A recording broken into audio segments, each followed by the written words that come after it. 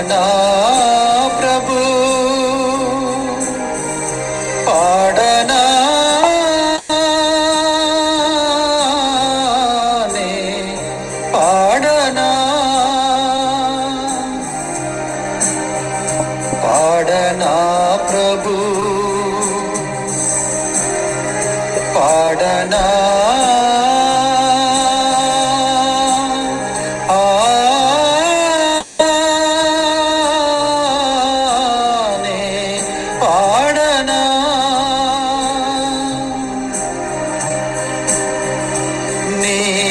మధుర గీతమేనే పాడనా నీ మధుర గీతమేనే పాడనా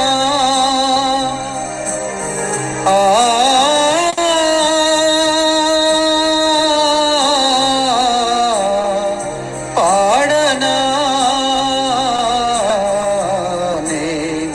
పాడనా నా దేవా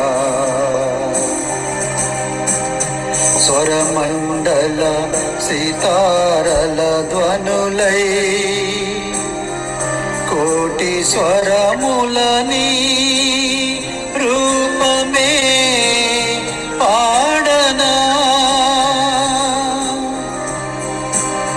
స్వరమండల సితారల ధ్వనులై కోటి స్వరములని రూపమే పాడనా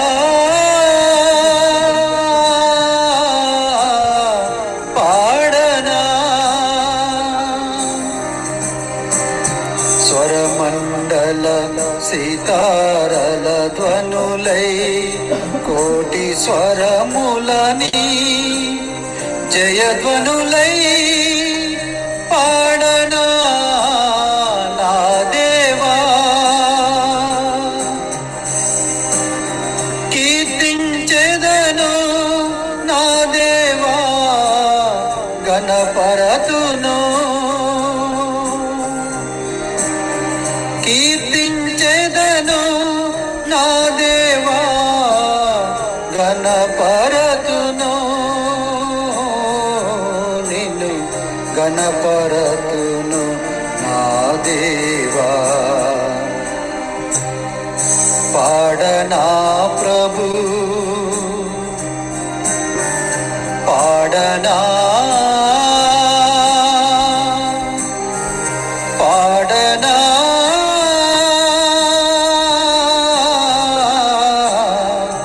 నే పాడనా నే పాడనా నా దేవా. ఇప్పుడు మనం వాక్యభాగం ధ్యానించుకుందాం. ఏషియా గ్రంథం 33వ అధ్యాయము. ఏషియా గ్రంథంలో 33వ అధ్యాయము 5 నుంచి చదువుతున్నాను. 5-6 వచనాలు చదువుతాను. ఏషియా గ్రంథం 33వ అధ్యాయము 5-6 వచనాలు. యెహోవా మహాఘనత వహించి ఉన్నాడు. ఆయన ఉన్నత స్థలం నివసించుచు న్యాయంతోనూ నీతితోనూ సీయోను నింపెను. నీ కాలంలో నియమింపబడినది స్థిరముగా ఉండను. రక్షణ బాహుళ్యమును బుద్ధి జ్ఞానము సమృద్ధి కలుగును. యెహోవా భయము వారికి ఐశ్వర్యం. ప్రార్థించుకుందాం. దేవా నీకు వందనములు. ప్రభా పరిశుద్ధాత్మ దేవుడు నిన్ను మీ సన్నిధిలో నా హృదయాన్ని అప్పగిస్తున్నాను. ప్రభా నీ మార్గాలు చెడపరిచి తండ్రి నీ రక్షణ బాహుళ్యంలో దాచబడిన సత్యాలు, నీతి న్యాయాల్లో దాచబడిన సత్యాలు, ఆత్మలో పొందుపరిచిన సత్యాలు ప్రభా బయలుపరచండి. మరొకసారి మీ సత్యమును ముందున్నట్టుగా ప్రకటించడానికి మీ కార్యం సఫలపరచమని యేసు నామములో స్తుతించి వేడుకుంటున్నాను తండ్రి. ఆమేన్.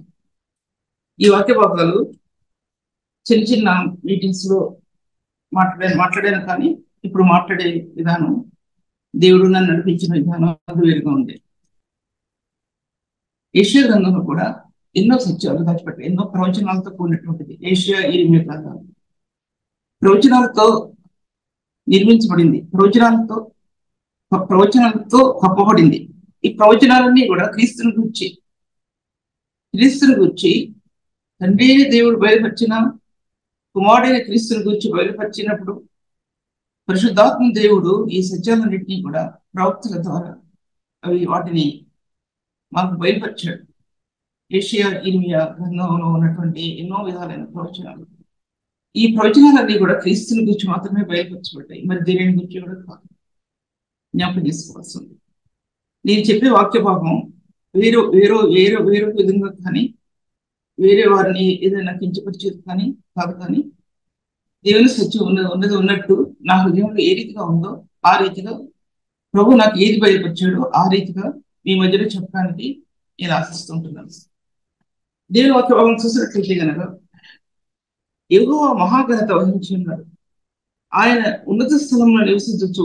ఉన్నతమైన స్థలాలు అన్నాడు. ఉన్నతమైన స్థలాలు అంటే చాలా పరిశుద్ధాత్మ దేవుడు, తండ్రి దేవుడు, కుమారుడైన క్రీస్తు నివసించే స్థానాలు అవి ఉన్నతమైన స్థలాలు, అవి సర్వోన్నతమైన స్థలాలు అని బైబిల్ చెప్పబడుతూ ఉంది.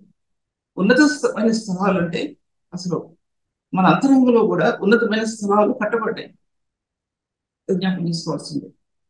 ఉన్నతమైన స్థలాల్లో నివసించేవారు వారికి న్యాయంతో నీతితో హృదయాలు నింపుతాడు. న్యాయము నీతి అనేది ఎన్నోసార్లు ఎన్నో విషయాలు మాట్లాడాను. ఇప్పుడు చెప్పబోయేది అవన్నీ కూడా మీకు చెప్పలేదు, ఎందుకంటే సమయాన్ని చూసుకోవాలి కాబట్టి.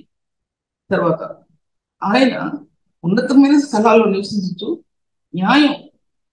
న్యాయంతో నీతితో సీయోను నింపండి అని రాయబడింది.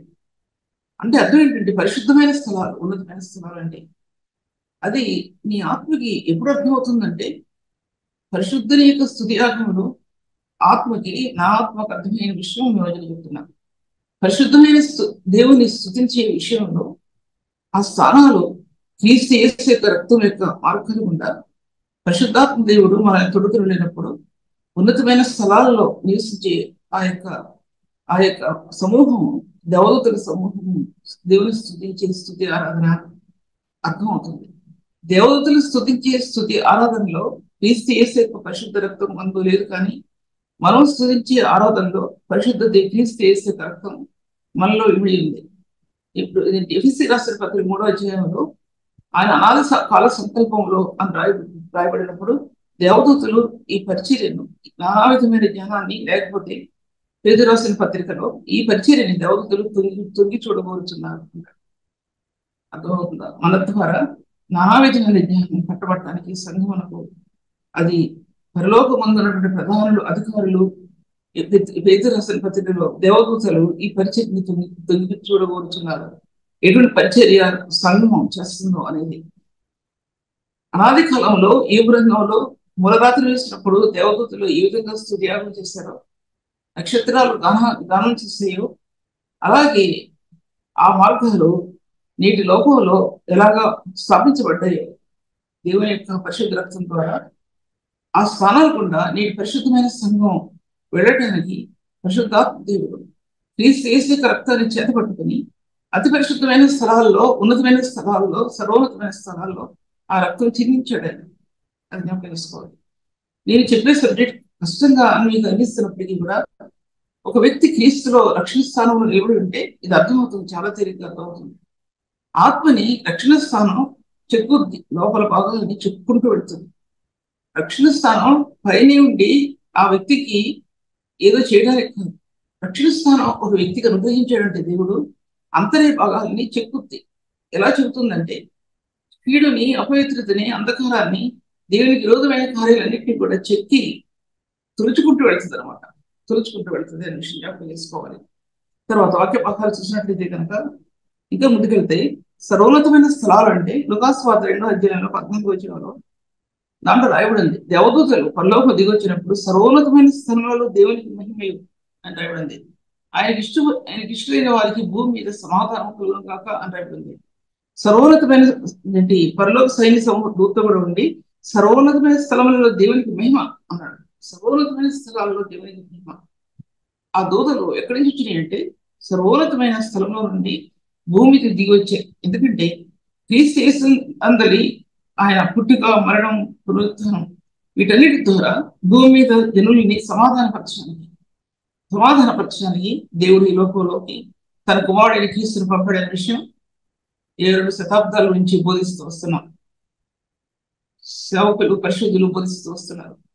ఈ భూలోకంలో అటువంటి సువార్త దాచిపెట్టబడి ఉంది, యుగంలో దాచిపెట్టబడి ఉంది సువార్త. అది మరుగుంచబడలేదు. అది గొప్పవారిలో పనిచేసింది, పేదవారిలో పనిచేసింది, ధనవంతుల్లో పనిచేసింది, మధ్యతరగతిలో పనిచేసింది, గొప్ప గొప్ప సైంటిస్టులో పనిచేసింది. జ్ఞానం విడదీయబడింది. పరలోక సంబంధమైన జ్ఞానం, మహిమల జ్ఞానం ఆత్మకి ఇవ్వబడింది. దేవుని స్వార్థ ప్రకటించడానికి ఆత్మ సంబంధమైన జ్ఞానంలో పరిశుద్ధాత్మ దేవుడు పొందుపరిచిన సత్యాలు నేటి పరిశుద్ధులకు ఎన్నో ఉన్నాయి. ఆ సత్యాలు ద్వారా ఆ సత్యాన్ని పట్టుకుని నేటి పరిశుద్ధులు ప్రభు సన్నిధిలో నడవలసిన వారంటున్నారనే విషయం కూడా జ్ఞాపకం చేయబడుతుంది. ఉన్నతమైన స్థలాలు అంటే అది పరిశుద్ధమైన స్థలాలు, పరిశుద్ధమైన స్థలాలు అవి. ఆ పరిశుద్ధమైన స్థలాల్లో నీ అంతరంగం యొక్క పరిశుద్ధ స్థానం రెండు ఏకమవుతాయి. ఎప్పుడు ఏకమవుతాయి అంటే స్తుతి ఆరాధనలో ఏకమవుతాయి. స్తుతి ఆరాధన అంటే మనం ఎన్నో వాటి గురించి స్తుతిస్తాం, ఇంట్లో స్తుతించుకుంటాం, ఎన్నో విషయాలు స్తుతిస్తాం. ప్రభు రక్తాన్ని బట్టి స్తుతించడం అనేది చాలా ప్రాముఖ్యమైనది. క్రీస్తు బలియాగాల గురించి స్తుతించడం అనేది ఎంతో ప్రాముఖ్యమైనది. ఆ స్తుతి అర్పణ పరిశుద్ధమైన స్థలాలు గుండా లేకపోతే క్రీస్తు యొక్క ఆ యొక్క రక్తం మన హృదయంలో కలిగినప్పుడు పరిశుద్ధాత్మ ద్వారా ఈ యొక్క మన స్తుతి ఆరాధనలో ఉన్నతమైన స్థలాల్లోనికి, పరిశుద్ధమైన స్థలాల్లోనికి చేర్చబడతాయి అనేది నా అనుభవంగా నేను గ్రహించుకున్న విషయం. ఇది ఎక్కడ నేను చదువుకున్న విషయం, ఎక్కడ నేను చదివిన విషయం కాదు. ఇది కనుక ఆత్మకు అందకపోతే ఏ సేవకురాలు కూడా దేవుని పని చేయటం సాధ్యపరచబడదు. ఇంత భయంకరమైన పరిస్థితుల్లో, లోకమైన పరిస్థితుల్లో ఒక పరిశుద్ధుడు దేవుని జయధ్వని చేయడానికి, దేవుని స్థితియాగం చేయడానికి ఎంత గ్రిప్ ఆత్మలో ఉన్నారంటే అది ఈ లోక సంబంధమైన పెద్ద అంధకార క్రియల్ని, చీకటి క్రియల్ని హతమార్చేస్తుంది. ఎందుకంటే భూపరాలలో మధ్యలో నిలబడినటువంటి క్రీస్తు యేసు యొక్క బలియాగం, దాని పొడుగు, లోతు, వెడల్పు, ఎత్తు ఎంతో గ్రహించుకోవటానికి, జ్ఞానం ఇచ్చినటువంటి క్రీస్తు ప్రేమ తెలుసుకోవటానికి ఎఫ్సి 3లో ఆఖరి వచనాల్లో రాయబడి ఉంది. తెలుసుకోవటానికి ప్రభు మనకి ఇచ్చిన స్థానాన్ని బట్టి మనం ముందుకెళ్తున్నాం. ఆ విశాలతలో ఆత్మ నెమ్మది పొందుతుంది. లేకపోతే ఆత్మ నెమ్మది పొందదు.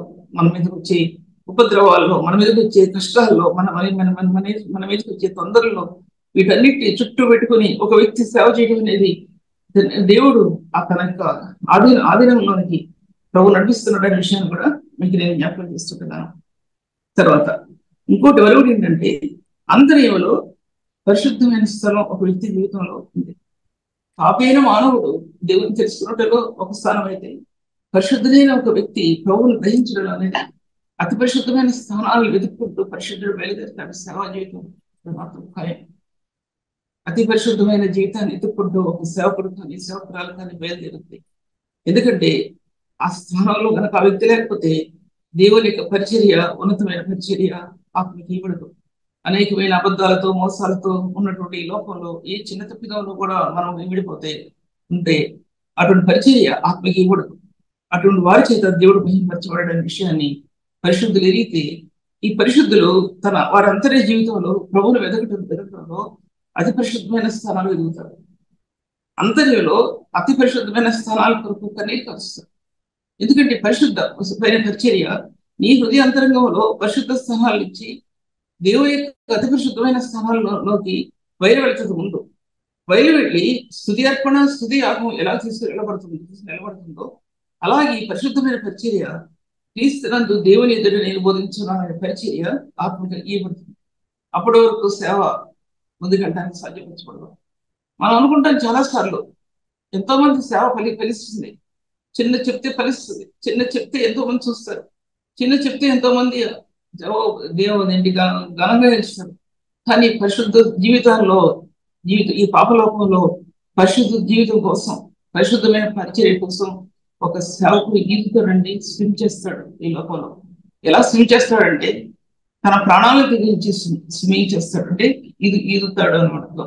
తన ప్రాణాలను తెగించి ప్రభువా అనే ఒక పదం తన హృదయంలో ఎన్నో కోటి స్వరాల యొక్క ఆ కాంతి, కోటి కణజాలాల యొక్క కాంతి తన ఆత్మలో ప్రకాశిస్తున్నప్పుడు అప్పుడు పరిచయం చేయాలని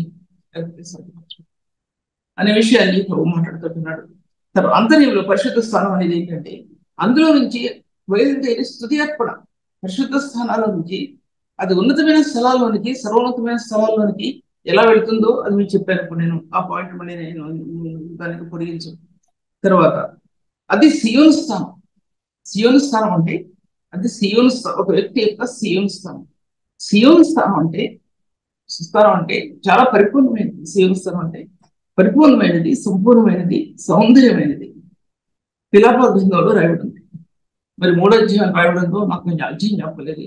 పరిపూర్ణమైన సౌందర్యమైన సియోను కొండ లేదా సియోను పట్టణం ఎలాగో ఏదో రాయబడింది. దాంట్లో మాట సియోను అని పదం రాయబడింది. అందులో పరిపూర్ణత అనేది 2-3 విషయాలు చెప్తాను. పరిపూర్ణత అనేది ఒక వ్యక్తికి సియోనులో పరిపూర్ణమైన ఆశీర్వాదాలు ఉన్నాయి. ఒక వ్యక్తికి సియోనులో పరిపూర్ణమైన ఫలం ఉంది. ఒక వ్యక్తికి సియోనులో పరిపూర్ణమైనటువంటి ఉన్నతమైనటువంటి ప్రకాశించే నీతి సూర్యుని యొక్క కాంతి అందులో దాచిపెట్టింది. సియోను నీతి సూర్యకాంతి వలె కనబడే వరకు, వాని రక్షణ దీపం వల్లే వెలుగుచుండే వరకు సియోను పక్షమందు నేను మౌనంగా ఉన్నాను అన్నాడు దేవుడు. అది కూడా యెషయా గ్రంథం 60లోనో 61 అధ్యాయంలోనూ రాయబడి.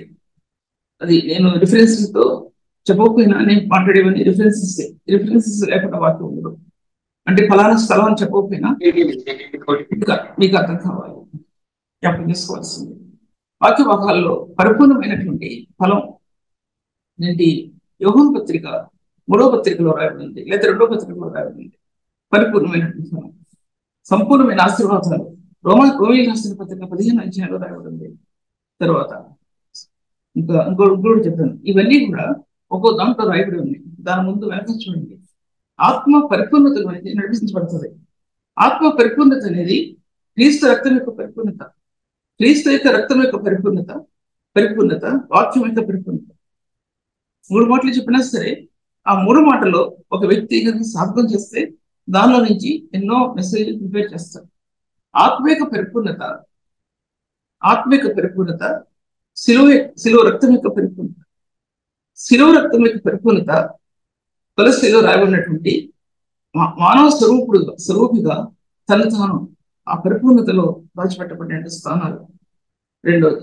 మూడవది ఆత్మ యొక్క పరిపూర్ణత, వాక్యం యొక్క పరిపూర్ణత యుగ యుగాల్లో దాచిపెట్టబడింది. ఆత్మ యొక్క పరిపూర్ణత క్రీస్తు జ్ఞానం యొక్క పరిపూర్ణమైన జ్ఞానం కలిగిన వారిని సూచిత ఏ గ్రంథంలో ఆఖరి ముందు ఉంది. పరిపూర్ణమైన జ్ఞానం కలిగిన వారిని సూచిత పత్రికలో రాయబడింది. పరిపూర్ణమైన జ్ఞానంతోనూ ఆత్మ విశ్వాసంతోనూ ఒక వర్డ్ ఉంది దాంట్లో. అది సరిగ్గా చెప్పకపోయినా సరే పరిపూర్ణమైన విశ్వాసంలో పరిపూర్ణత ఉంది. ఈ మాటలు ఇప్పుడు నేను మెసేజ్ చెప్పడానికి ఈ 5 మాటలు చాలు. నేనేం చెప్పవసరం, ఈ 5 మాటలు చాలు. కానీ 5 మాటలు కూడా ఈ వివరించినప్పుడు కుదురుతున్నారు. మీరందరూ సేవకులు కాబట్టి మీరు ప్రిపేర్ చేసుకోగలరు. పరిపూర్ణమైన విశ్వాసం అన్నమాట. ఇవన్నీ క్రీస్తుతో సమరూపంగా మారుస్తాయి. క్రీస్తుతో ఏకం చేస్తాయి. ఇవన్నీ కూడా రూపాంతర పరిస్థితి, రూపాంతర అనుభవాలు ఎన్నో చెప్తారు. ఇదొకటి. ఈ 5 సత్యాలు క్రీస్తు యేసు యొక్క ఉన్నతమైన స్థానాల్లో, మహిమ కలిగిన స్థానాల్లో, సర్వోన్నతమైన స్థానాల్లో, తర్వాత పరిశుద్ధ స్థలాల్లో ఒక వ్యక్తిని, ఒక సేవకుని రూపాంతరపరచడం అంటే సరైన మీనింగ్ ఏంటంటే ఈ స్థాయిలో ఎన్నో ద్వారాలు తెరుచుకుంటూ వెళ్తాయి ఒక వ్యక్తి జీవితాన్ని. ఆటంకాలు వస్తాయి, రామని చెప్పడానికి ఆటంకాలు ఎన్నో వస్తాయి. సైతాన్ని ఎగబడిపోతాడు నీ మీద. అప్పుడు మన హృదయంలో రాని మాటలు కూడా వస్తాయి. కారణం ఏంటంటే సాతాను దాని కుతంత్రములు మీరు ఎదిగిన వారు కారు. అర్థం చేసుకోండి. సాతాను కుతంత్రాలు సేవ జీవితం మీద ప్రభావం చేయడానికి దుష్టుడు ఎన్నో విధాలుగా దాని కార్యం నెరవేర్చుకుంటూ వస్తాడు. అది జ్ఞాపకం చేసుకుంటే మన జీవితాలు ధన్యమవుతాయి విషయాన్ని నేను మీతో మాట్లాడుతున్నాను. సియోను స్థానం అంత పరిపూర్ణమైన స్థానం. సియోను స్థానం యెషయా గ్రంథంలో రాయబడి ఉంది. ఉన్నతమైన స్థలాల్లో నివసించేది సియోను అనేది ఉన్నతమైన పర్వత శ్రేణి మీద నిలబడేది సియోను స్థానం. స్వార్థ ప్రకటించేది సియోను స్థానం. యెషయా గ్రంథంలో రాయబడి కూడా సియోను పాదాలు సుందరంగా ఉన్నాయి, అందంగా ఉన్నాయి. సియోనులో ఆ పాదాలు కనబడతాయి. ఎత్తైన పర్వత శ్రేణి ఆ పాదాలు కనబడతాయి. ఎత్తైన పర్వత శ్రేణి, ఎత్తలేని కొండ, ఎత్తైన పర్వత శ్రేణి. ఇదేంటి ఎత్తైన పర్వత శ్రేణి, రూపాంతర అనుభవంలో ఉన్నటువంటి కొండ, ప్రార్థన కొండ, ఎత్తైన పర్వత శ్రేణి. ప్రకటించే పాదాలు ఎక్కడుంటాయంటే సియోను పర్వతం మీద నిలబడి పాదాలు ముందు ఎక్కడుంటాయంటే రూపాంతర కొండ మీద ఉంటాయి. రూపాంతరకుని మీద ఉంది. ఏకమతి క్రీస్తు ఏకమతి ప్రార్థన అనుభవాల్లో ఆ రేసు నీ మీద పడే వరకు, ప్రార్థనా శక్తిలో ఆ కాంతి నీ మీద పడే వరకు, మహిమ యొక్క సువర్ణమైనటువంటి ఆ కాంతి నీ మీద పడే వరకు పరిశుద్ధాత్ముడు నేను ఆ స్థాయిలోకి తీసుకెళ్ళినప్పుడు నీకెంత బాధ కలగవచ్చు ఈ శరీరంలో, లేకపోతే ఎన్నో సమస్యలతో నువ్వు చుట్టుకోవచ్చు, కుటుంబంలో ఎన్నో రావచ్చు. కానీ పరిశుద్ధాత్మ రెక్కలు నేను ఆ ఉన్నతమైన స్థలాల్లో నీకు నడిపించినప్పుడు నీకు అర్థం వరకు నీకు మీకు నేను ఎన్ని చెప్పినా సరే ఏం చెప్పలేకపోతున్నాను అనే విషయం కూడా నేను మీతో మాట్లాడుతున్నాను. సియోను స్థానం అంత ఉన్నతమైనది. సియోను స్థానం అనేది ఒకవైపు నిబంధన పలకలతో సర్వోన్నత దేవుడు సీనాయి కొండ మీద చెక్కబడినటువంటి ఆ నిబంధన పలకలు ఉన్నాయి. తర్వాత కలవరి శిలువ మీద ప్రాణం పెట్టినటువంటి పరిశుద్ధుని యొక్క ఆ యొక్క మార్గాలు ఉన్నాయి. రూపాంతర అనుభవంలో క్రీస్తు ఏకమైన స్థాయి ఉంది. ఈ స్థాయిలన్నింటిలో సియోను పర్వతం మీద ప్రభు వచ్చి ఆయన సింహాసనాన్ని, దావీదు సింహాసనాన్ని దాన్ని ఆక్రమిస్తాడు. అది దావీదు సింహాసనం అంటే నరురూపధారి అయినటువంటి ప్రభు మానవ రూపంగా దావీదు యొక్క వంశావళి క్రమంలో నుంచి ఎలా వచ్చాడో, సియోన్ని ఎలాగా స్వాధీనపరుచుకున్నాడు దావీదు, అక్కడ రాజ్యం ఎలా వెళ్ళాడు, యెరూషలేము కంటే సియోను ఎంత ఉన్నతంగా ఉందో అది దేవుని సింహాసనం అని తెలుసుకున్న దావీదు రాతి పలకలు తీసుకుని వెళ్ళి అక్కడ ఎలాగా స్థాపించాడో, అక్కడ సొలొమోను ఆ రాతి పలకలు తీసుకుని వెళ్ళి మందిరం కట్టినప్పుడు తీసుకుని వెళ్ళి ఆ మందిరంలో ఎలా నిలబెట్టాడో, నిలబెట్టిన తర్వాత ప్రార్థన చేస్తున్నప్పుడు తన యాజకులు అక్కడనే సొలొమోను ప్రార్థన చేస్తున్నప్పుడు ఆ మహా తేజస్సు వలన యాజకులు నిలవలేకపోయారు అని కూడా రాయబడింది. ఇటువంటి స్థానంలో సొలొమోను ఉన్నాడు. సాధన చేసుకోవాలి అంత అటువంటి వ్యక్తి అతను. తర్వాత పడిపోయాడు, తర్వాత తిరిగి లేచాడు. కానీ మొట్టమొదటి తన జీవితం అంత ఉన్నతమైన జీవితంలో జీవించిన వ్యక్తి సొలొమోను. తర్వాత తెలుసు కదా అన్ని కూడా ముందు చెప్పడానికి, అది బబులోను రాజ్యం దీనికి సొలొమోను మందిరాన్ని కట్టిన మందిరాన్ని, దేవుని మందిరాన్ని ఆక్రమించుకుని దానిలో ఉన్న అతి పరిశుద్ధమైన స్థలాలను క్యాప్చర్ చేసింది. అతి పరిశుద్ధమైన స్థలాలు, పరిశుద్ధ స్థలాలు మెటీరియల్ గా క్యాప్చర్ చేసింది. బంగారము, వెండి అటువంటి పళ్ళాలు తీసుకువెళ్ళిపోయింది. దానిలో ఉన్న సామాగ్రి తీసుకువెళ్ళిపోయింది. దానిలో ఉన్న అన్నాన్ని తీసుకువెళ్ళిపోయింది. అంతే, ఇశ్రాయేలు బందీలుగా చేసుకుంటూ వెళ్ళిపోయింది. బందీలుగా అతని దేశాన్ని తీసుకెళ్ళిపోయాడు. శోభ ప్రకాశంతో కూడా తొలగిపోయింది. ఒక వ్యక్తి సైతాన్ని చేతిలో పడితే వారి ముఖాల్లో, వారి జీవితాల్లో, వారి సేవలో అందాన్ని కోల్పోతారు. అందం అంటే ఏంటంటే క్రీస్తుని గురించినటువంటి సౌందర్యమైన కన్నులు, పరిశుద్ధ దేవుని యొక్క ఆ స్థానాలు వారు కోల్పోతారు అనే విషయాన్ని నేను ముందుకెళ్తున్నాను. ఇంకా నేను తర్వాత వాక్య భావం చూసినట్లయితే 5వ అధ్యాయం అదే అధ్యాయంలో ఉంది కదా, ఆయన ఉన్నతమైన స్థలంలో నివసించుతూ న్యాయంతోనూ నీతితోనూ సియోనును నింపాడు. ఉన్నతమైన స్థలాల్లో నీతి న్యాయాలు నివసించాయి. ఎందుకంటే నీతి న్యాయాలు ఆయన సింహాసనానికి ఆధారం.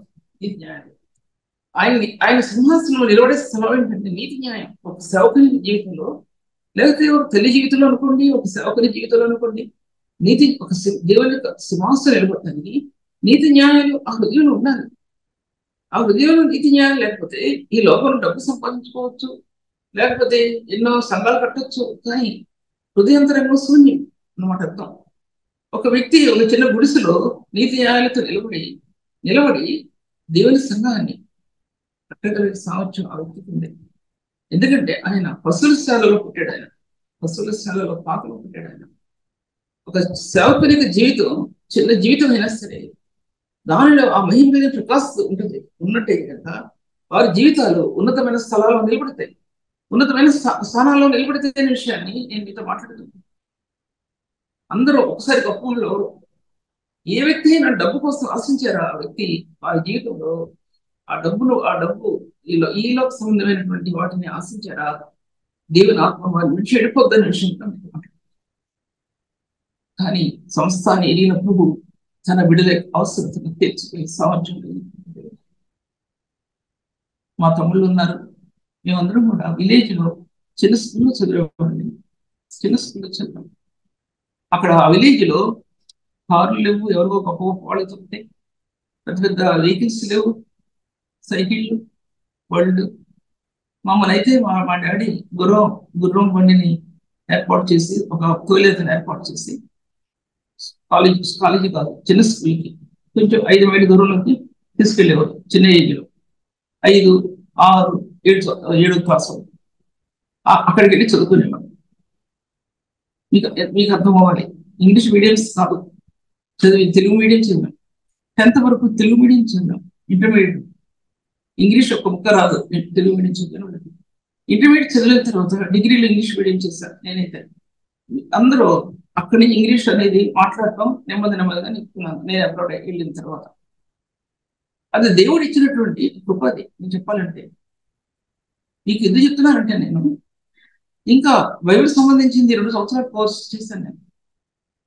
ఆ కోర్స్ చేశానని చెప్పడానికి కాదండి నేను చెప్పేది. ఈ ఎన్నిక లేని వారిని, ఆ చిన్న స్థలాల్లో ఉన్నటువంటి వారిని ఎన్ని ఉన్నతమైన స్థలాల్లో తీసుకువెళ్ళాడు దేవుడు అనే విషయం చెప్తున్నాను. అంటే ఆయన ఇవ్వలేదంటే ఏది లేదు. ప్రబంధ హస్తాలు నలిగిపోతున్న వారిని ఆకాశ వీధుల్లో రెక్కలు కలిగి ఎగిరెట్లు తీశాడు. ఆయన కృప అటువంటిది అనే విషయం మీతో చెప్పడానికి చెప్తున్నాను నేను, అంతే. మరి ఇది కాదు. కష్ట సమయాల్లో చేతుల్లో రూపాయలు లేక, పైసలు లేక ఉన్నటువంటి మాకు, మా ముగ్గురు అక్క చెల్లెలు గదిలో కూర్చొని ప్రార్థన చేస్తూ ఉండేవాడు. ఎప్పుడు 15, 16, 17 సంవత్సరాలు పెద్దలో చెప్పారు. ఆ బాల్య దినాల్లో ఏముంటాయి హృదయంలో? ఏముంటాయి అసలు దినాల్లో? ప్రభు యొక్క కల్లూరి ప్రేమ కణజాలాలు ఆత్మలో కట్టబడటం అనేది నేను అప్పుడే చూస్తాను. దేవుడు వాక్యభావం చూసినట్లయితే ఆయన ఉన్నతమైన స్థలాల్లో నివసించచ్చు. సియోన్ని కట్టాడు. ఆయన ఎలా కట్టాడు? నీతితో కట్టాడు, న్యాయంతో కట్టాడు. నీతి న్యాయాలు ఆయన సింహాసనాలకు ఆధారం. ఆ నీతిని గురించి, న్యాయం గురించి ఇప్పుడు చెబితే నేను ఎంత సమయం తీసుకుంటాను. నీతి న్యాయాలు ఎప్పుడు యోగు నీతిని గురించి ఎక్కువ మాట్లాడినట్టు చూడండి బైబిల్ గ్రంథంలో. యోగు గ్రంథంలో నీతి గురించి ఎక్కువ మాట్లాడాడు.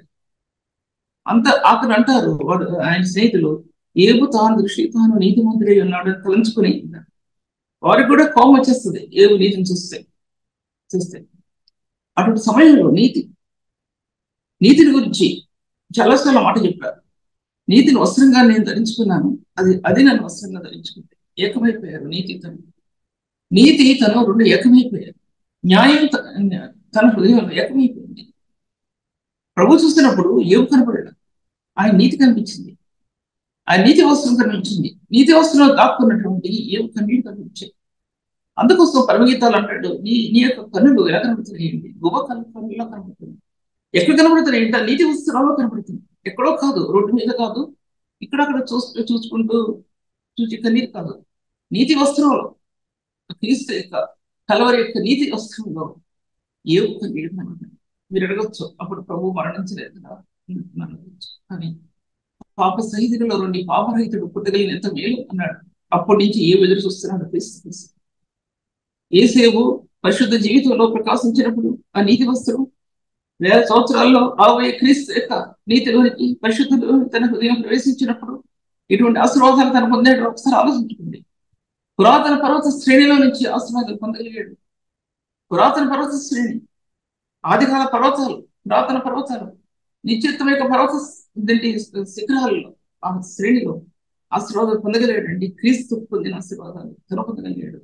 నేటి సేవకుల్లో ఆశీర్వాదం పొందగలగాలంటే నీతిని వస్త్రంగా ధరించుకోవాలి, పరిశుద్ధతను వస్త్రంగా ధరించుకోవాలి, న్యాయంతో నింపబడాలి, నీతితో నింపబడాలి. ఏ చిన్న కల్మషం వచ్చినా ఆ హృదయంలో వారి జీవితాలకి ముందు ఆనందం ఉండదు. చిన్న కల్మషం వచ్చినా సరే ప్రభు చేతిలోకి వెళ్ళటానికి ఈ 2 వ్యక్తి జీవితంలో నిలబడాలనే విషయాన్ని నేను మీతో మాట్లాడుతున్నాను. తర్వాత వాటి భాగాల్లో ప్రభు వెళ్ళిపోతాను. తర్వాత నీతి న్యాయాలు అనేవి సియోను కొండ మీద పరిశుద్ధ హృదయంలో ముద్రించబడతాయండి. రక్తం ద్వారా ముద్రించబడే సత్యాలు. పరిశుద్ధ రక్తం ద్వారా ఒక హృదయంలో ముద్రించబడే సత్యాలవి. నీతి న్యాయాలు అనేవి పరిశుద్ధ రక్తాన్ని బట్టి విమోచన మార్గాన్ని నువ్వు కీర్తిస్తున్న సమయంలో పరిశుద్ధత అనే ఈ విషయానికి ఇప్పుడు కూడా అది కూడా ఏమని చెప్పలేను. 1 కొరింథీయులకు రాసిన పత్రిక 1:31 పరిశుద్ధత, నీతి, జ్ఞానం అవన్నీ కూడా విమోచనలు ఎలా కట్టబడ్డాయో అలాగే నీతి న్యాయాలు కూడా విమోచనలో కట్టబడ్డాయి.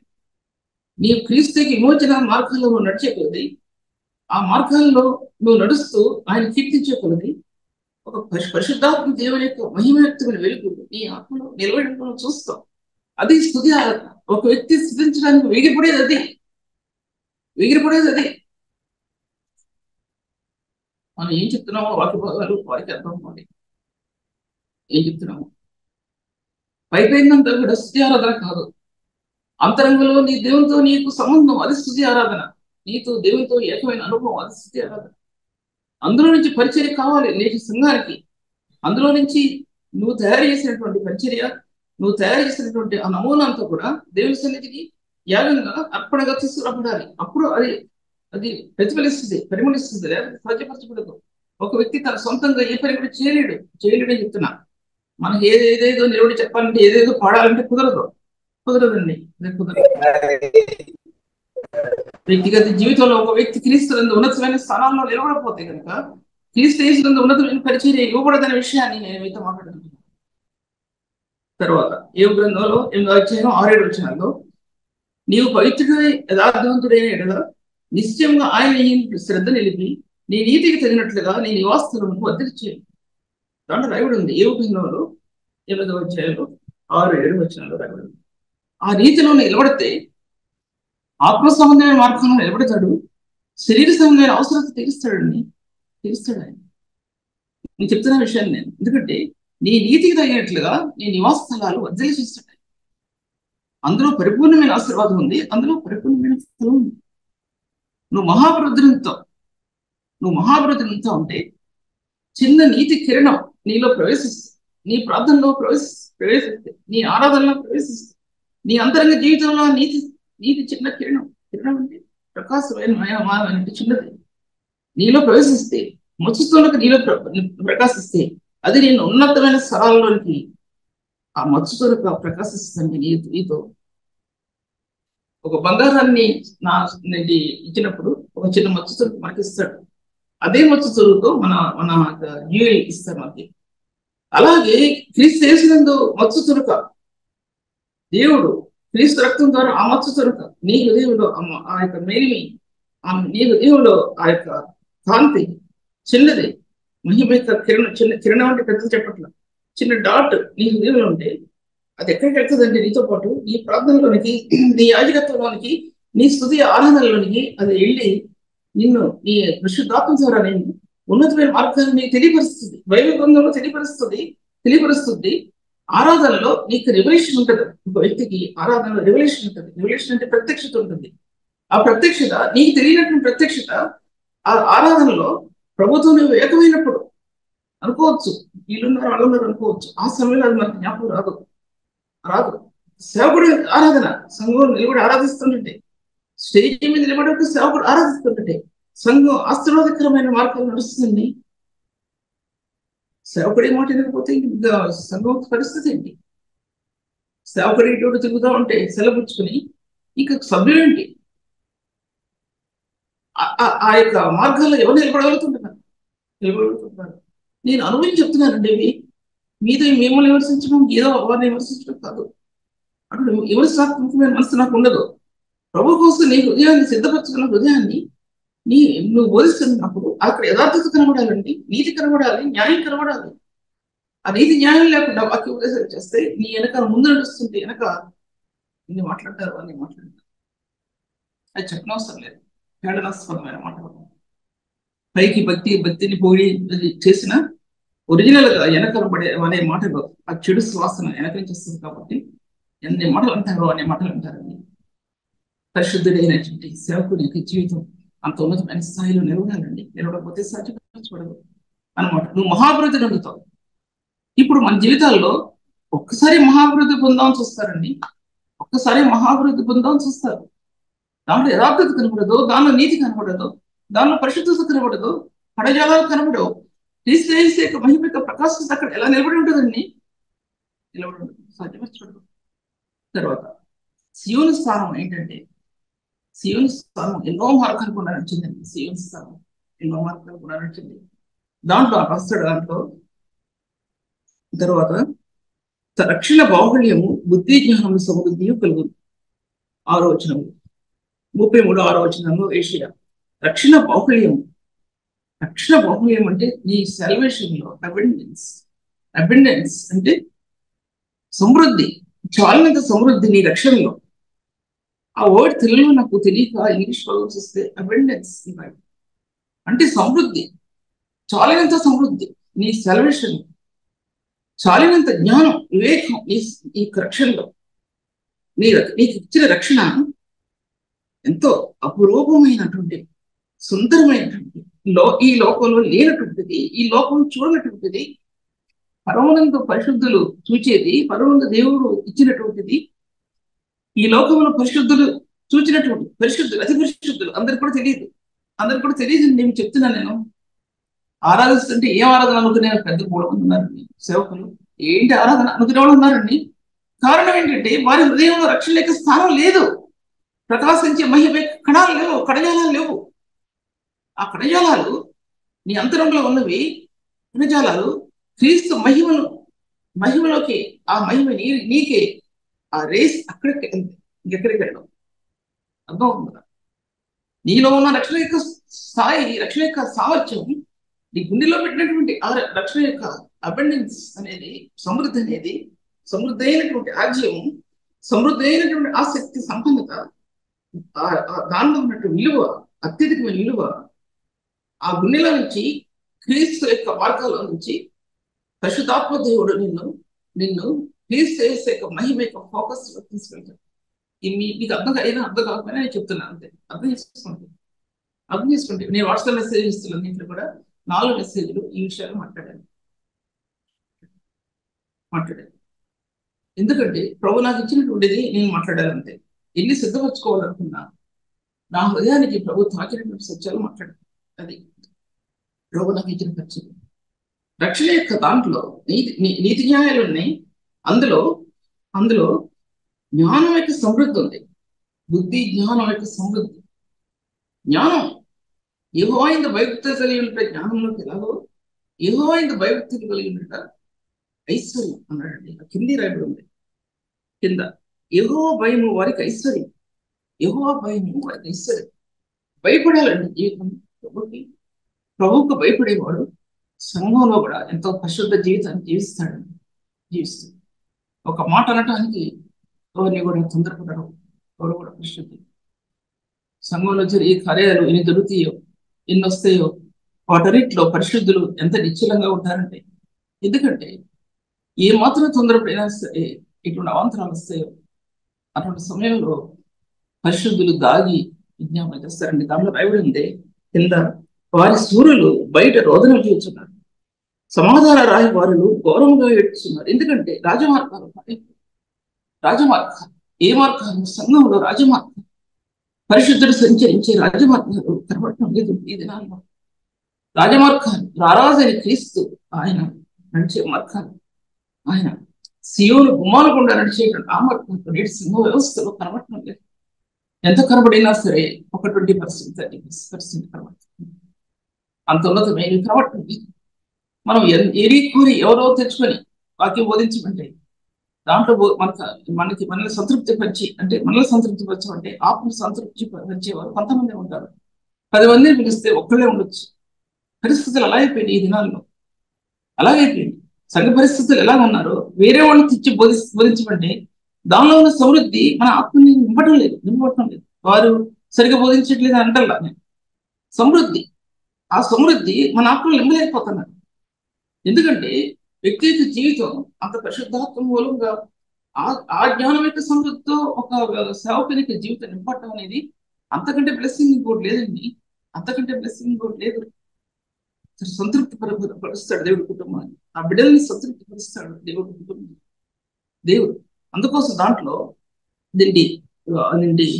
ఆ 2 ఎన్ని మార్గాలు ఉండో నడిచేయో అందులో నీతి న్యాయాలు, అందులో రక్షణ బాహుళ్యం తప్పకుండా ఉందండి. రక్షణ బాహుళ్యం అంటే ఇప్పుడు అది డూప్లికేట్ అయిపోతుందని చాలాసార్లు చెప్పాను.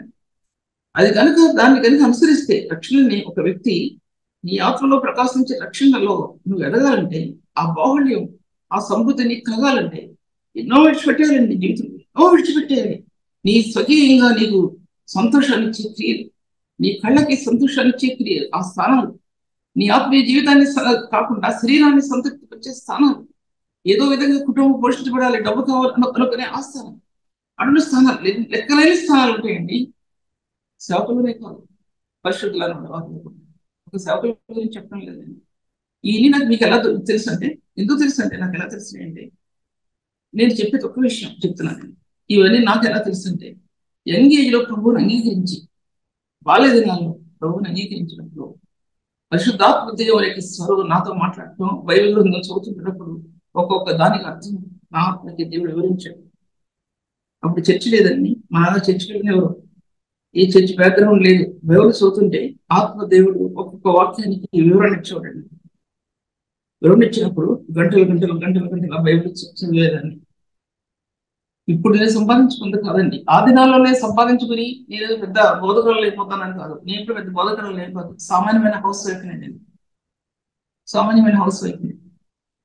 ప్రభు నాకు ఇచ్చి నేను దాచుకోలేక మీకు వివరిస్తున్నాను, నేను వివరించి చెప్తున్నాను అంతే.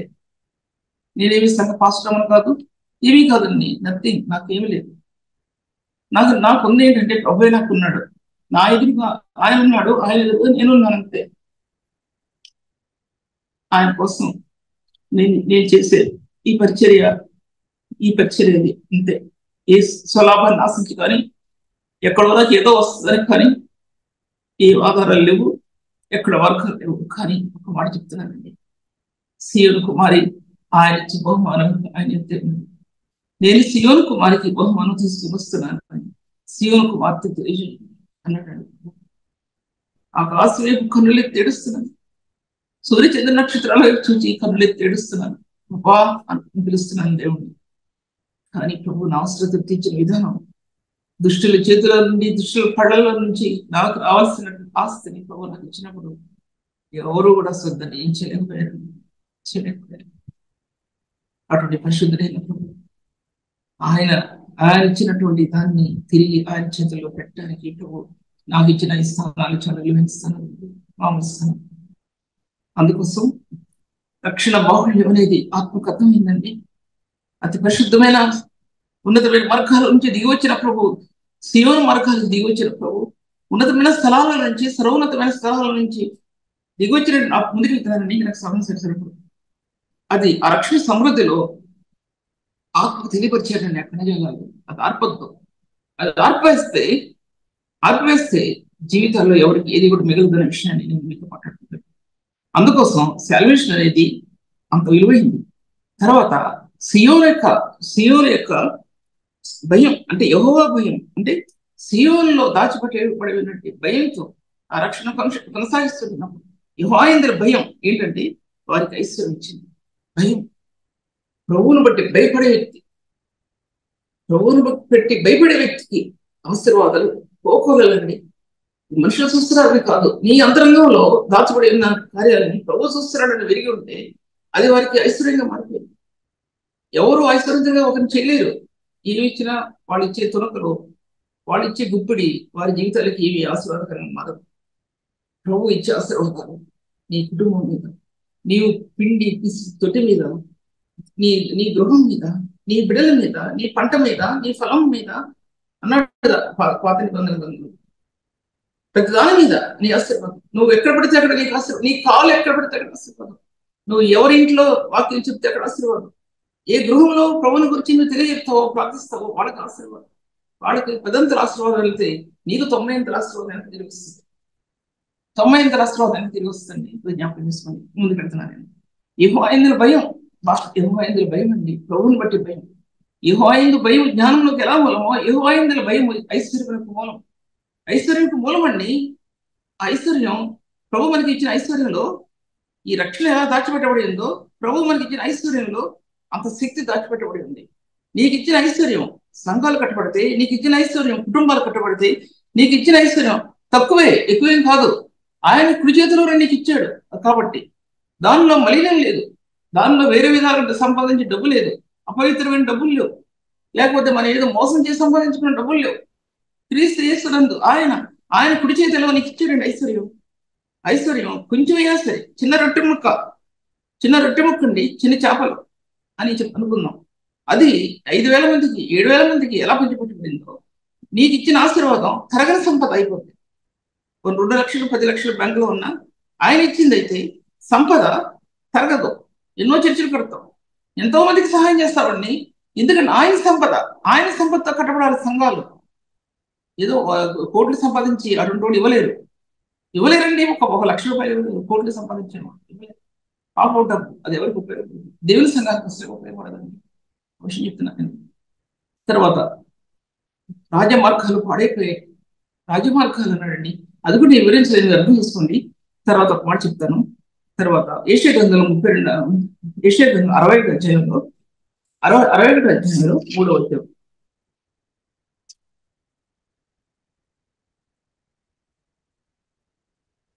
3వ వచనం, 61 అధ్యాయం 3వ వచనం, సియోనులో దుఃఖించే వారికి ఉల్లాసవస్త్రములు ధరించేటకును, బూడిదకు ప్రతిగా పూదండను, దుఃఖములకు ప్రతిగా ఆనంద ధైర్యము, భారభరితమైన ఆత్మకు ప్రతిగా స్తుతి వస్త్రమును వారికి ఇచ్చుటకు ఆయనను పంపాను.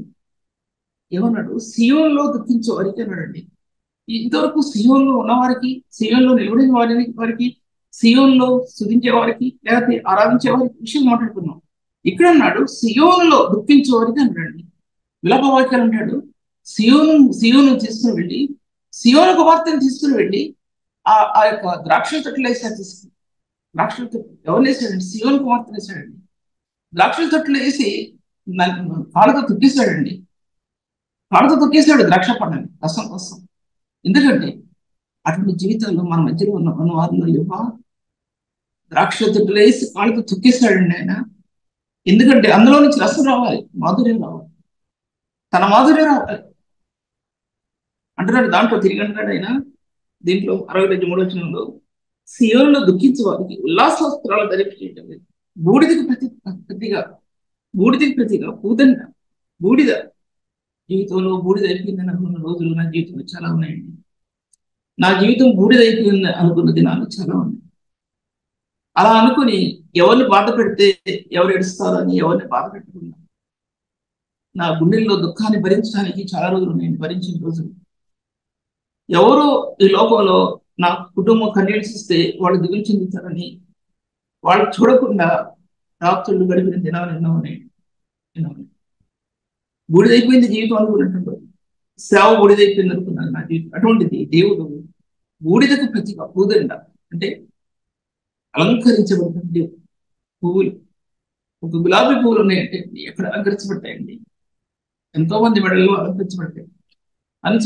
కానీ ఇక్కడ అంటున్నాడు, బూడిదైపోయిన హృదయానికి ఆ పూదండలు అలంకరింపజేస్తే అది ఎవరు చూడలేదండి. స్టేజ్ మీద నిలబడడం వారికి పూదనలు అలంకరించవచ్చు, గొప్ప గొప్ప సేవకులకి పూదనలు అలంకరించుకోవచ్చు, నేనేమిది కాదంటున్నా. కానీ బూడిదైపోయిన హృదయానికి ఆయన అలంకరింపజేశాడండి పూదండలు. అది ప్రభుకి ఆ ప్రేమ రహస్యం, తనకి ఆ ప్రేమ రహస్యం ఎందుకంటే నేను ఎందుకు వివరించలేకపోతున్నానంటే ఇంకొక 10 నిమిషాలకి ఉన్నాను కాబట్టి మీరు అర్థం చేసుకోండి. దుఃఖములకు ప్రతిగా ఆనంద ధైర్యం, దుఃఖములకు ప్రతిగా మనం కార్చే కన్నీరికి అభిషేక తైలం, ఆత్మలో అభిషేక తైలం, ఆత్మలో సువర్ణాభిషేక తైలం. అది పరిశుద్ధాత్మ కొమ్ముల్లో నుంచి కుమ్మరించబడినటువంటి సువర్ణ అభిషేక తైలం. నేటి పరిశుద్ధుడికి ఇచ్చినటువంటి స్థాయి అది కలవరి శిలువలో ప్రభు యొక్క రక్తంలో ఆత్మాభిషేక తైలం పరిశుద్ధుడికి ఇచ్చాడండి. రక్తం లేకుండా నీకు ఇవ్వలా. క్రీస్తు యొక్క రక్తంలోని ఆత్మ ఉన్నతమైన స్థలాల్లో నిలబడకుండా ఈ ఆశీర్వాదాలు నీకేమి నాకేమి రాలేదు. అవి ఎక్కడి నుంచో డైవర్ట్ అవ్వో, ఈ లెఫ్ట్ నుంచి రైట్ హ్యాండ్ నుంచి డైవర్ట్ అవ్వో, మన సొంత ప్రవర్తన చేత అవి మనకు రావు అన్నాడు ఆయన. పరిశుద్ధాత్మ దేవుడు ఆయన తైలాభిషేకం ఆత్మకు ఇచ్చాడండి. అభిషేకం అంటే సత్యంలోకి నడిపించాడు, సర్వసత్యంలో నడిపించాడు, సర్వజ్ఞానంలో నడిపించాడు, బుద్ధివాక్యం నడిపించాడు, జ్ఞానవాక్యం నడిపించాడు. ఎన్నో దాంట్లో చూసుకోండి, అన్నింటిలో నడిపించాడండి. ఒక్కడికి ఎన్ని చేసేయచ్చు, ఒకళ్ళు 2 ఇవ్వచ్చు, ఒకడికి 1 ఇవ్వచ్చు. అది అది అది మన ప్రభుని ప్రేమించే విధానంలో దాచిపెట్టబడింది ఆ సత్యాలన్నీ కూడా. తర్వాత ఆనంద తైలాన్ని భారభరితమైన ఆత్మ ప్రతిగా, దుఃఖములకు ప్రతిగా ఆనంద తైలము, భారభరితమైన ఆత్మ ప్రతిగా స్తుతి వస్త్రము. ఆత్మకు ప్రతిగా, దుఃఖానికి ప్రతిగా ఆనంద ధైర్యము, భారభరితమైన ఆత్మకు ప్రతిగా స్తుతి వస్త్రం. ఎన్ని ప్రభువుని కీర్తిస్తామో ఆ స్తుతి యాగం నీకు వస్త్రంగా చేయబడిందండి. నీతి వస్త్రంగా చేయబడింది, నీతి వస్త్రంగా చేయబడింది, మహిమ కలిగిన వస్త్రంగా చేయబడింది నీకు ఆత్మ. ఆ వస్త్రం కనుక ఆత్మ కప్పబడకపోతే సేవకుడు సేవా జీవితంలో రాణించలేరు. ఏ చిన్న హోల్ ఉంటానే వీళ్ళు దాంట్లో.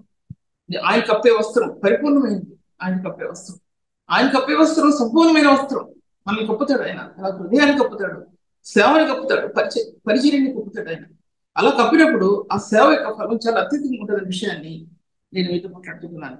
తర్వాత వాక్య భాగాల్లో 54 అధ్యాయాలు ముగించేస్తాను. 54 అధ్యాయాలు అంతకుముందు మాట్లాడే మాటల్లో 10వ వచనం కూడా మాట్లాడాను. 11వ వచనం నుంచి 2 మాటలు చెప్తాను. ప్రయాసపడి అంతా సియోను గురించి రాయబడింది. ప్రయాసపడి గాలివాన చేత కుట్టుబడి ఆదరణ లేక వెళ్ళదానా అంటున్నాడు. ప్రయాసపడి గాలివాన చేత, అది కూడా నేను చెప్పలేదు. ఎందుకంటే గాలివాన చేత కుట్టబడిన గృహం ఏమవుతుందండి? ఏ భాగం ఊడిపోద్దో తెలియదు, ఏ భాగం పైకి ఎగిరిపోద్దో తెలియదండి. ఇప్పుడు వచ్చేటటువంటి గాలివానలు అమెరికా దేశంలో ఇచ్చేటటువంటి అవి గాలివానలు కాదు, మామూలు సుడిగుండాలు లాంటి బిల్డింగ్స్ ఎదుర్కొట్టేస్తుంది, కార్లు పైకి తీసుకెళ్ళిపోతుంది, మనుషులు పైకి తీసుకెళ్ళిపోతుంది. ఆ సుడిగాలు ఎంతో మంది పైకి వెళ్ళిపోతున్నారు.